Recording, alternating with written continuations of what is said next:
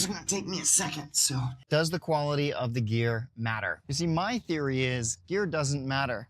It's your ability to tell a story, and this is a $2,500 camera setup that I'm filming on right now. And the thing is, I have not used this camera in almost 12 months. It's a Canon EOS R with the 24-105 f4 lens.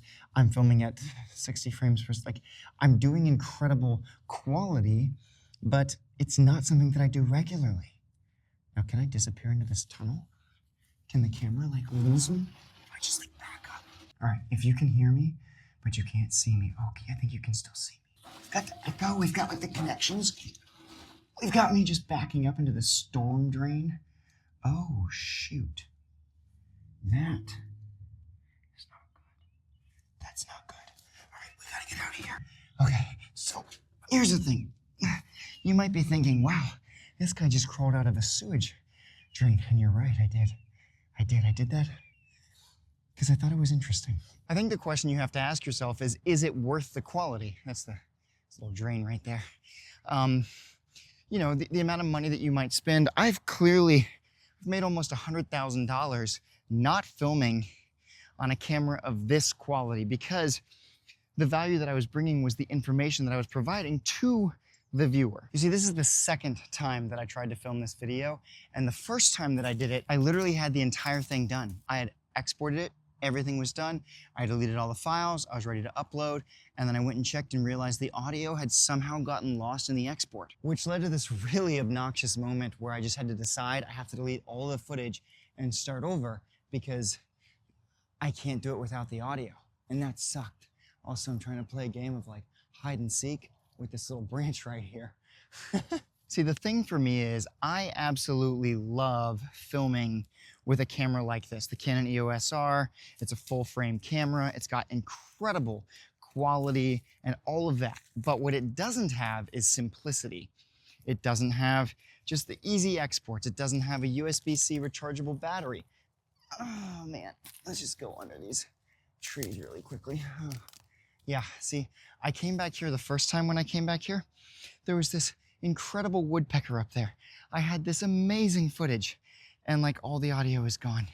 You can't hear it pecking. You can't hear the wood. It's just, there's nothing there. And that makes me sad. And one thing that has really helped me in my content creation journey is learning to quickly let go of the stuff that doesn't work. Don't let it phase me. Just move on past it, get to the next video, focus on recreating new content, and then I don't get sucked into the negative experience that often happens like when stuff goes wrong. Ah, man. Testing, 1, 2, 3. That's crazy. That's actually crazy. All right, so I actually memorized exactly where my foot was placed right before I went over here to put the camera here.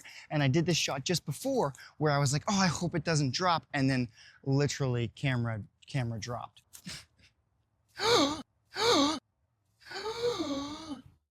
And it was like, oh, I just broke the camera, but I didn't. I just picked it back up and reset the frame. So here we are, living out an adventure in the wild. And I bring this up because I wrote a poem today that involved 2 powerful quotes that have affected me deeply.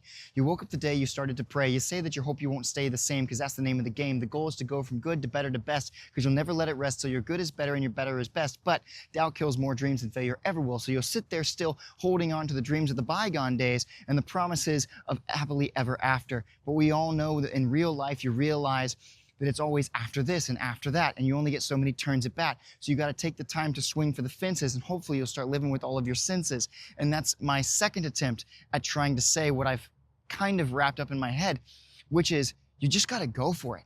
There is a part of this process that's like, screw it, send it, hope it works out, do it again, and keep going until you make it. That's like, there is something about that that is true. And I've already written several versions of that poem, that idea, that like you've just got to go for it or you will never make it. And I want that to be something that like resonates with me, and I believe it is something that resonates with a lot of other people. That you're trying to go from good to better to best. You'll never let it rest, so your good is better and your better is best. But the question is, does the gear that you're using elevate you enough to make that difference? And my personal opinion is, it's not about the gear unless you make it about the gear. You see, if you want to build an account that is focused on the gear, and the quality and the 4K 60 and the 8K and all that kind of stuff, then yeah, it's about the gear. But if you want to build an account, a presence on substance that is focused on the value and the information, then the gear doesn't matter. It's the information. And so as someone who's kind of balancing those two things, I'm looking for the most efficient gear that can level up my content. And when I look at these two companies, it really makes sense. You see, we've got Chick-fil-A and McDonald's.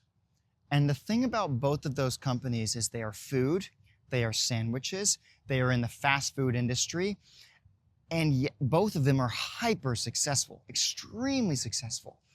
And the reason that both those companies are successful is, one, because obviously they do a good job with their product, although I wouldn't say McDonald's is the best food on the planet.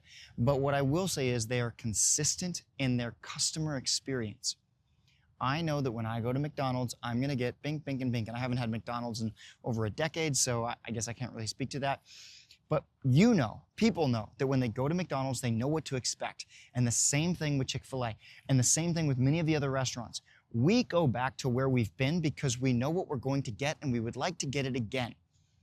And if you cannot develop some sort of consistency in what you deliver, whether it's the quality of the video or the quality of the information, then people are just gonna not keep coming back.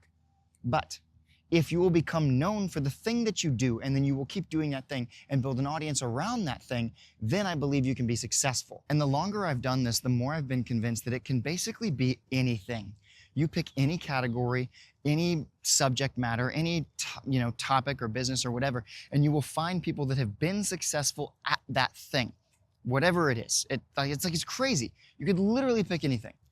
So the question is, what do you want to be successful at? What would you like to be good at? What do you already have gifts at? Like, I'm not gonna go become a professional basketball player or pianist or something like that. But I do love motivation, inspiration, content creation, and trying to help people get to a better version of themselves. So let me see if I can focus on that and deliver that to a wider group of people in a way that will meaningfully impact their lives, hopefully like this video is already doing. And then what you do is you take the content that you enjoy and you package it in a way that is most interesting to the people that would watch it. And that, I believe, is the recipe for success. So, in my personal opinion, I don't think the quality of the equipment matters so much as it doesn't impact or does impact the efficiency with which you make the content that you want to make and the manner in which you make it. And I actually have a new Canon camera coming in because I really wanted to up the quality without dealing with some of the chaos of what I'm dealing with right now. It's just kind of not the most fun. I do love the Canon EOS R, but I think this new camera is going to be awesome, and I'm very excited about it. It's the Canon R50V. And Canon, if you ever watch this video, just know I would totally be okay with being sponsored and connected with you guys in the future for other content that I make. So let's rise with the tide, and I'll see you on the flip side.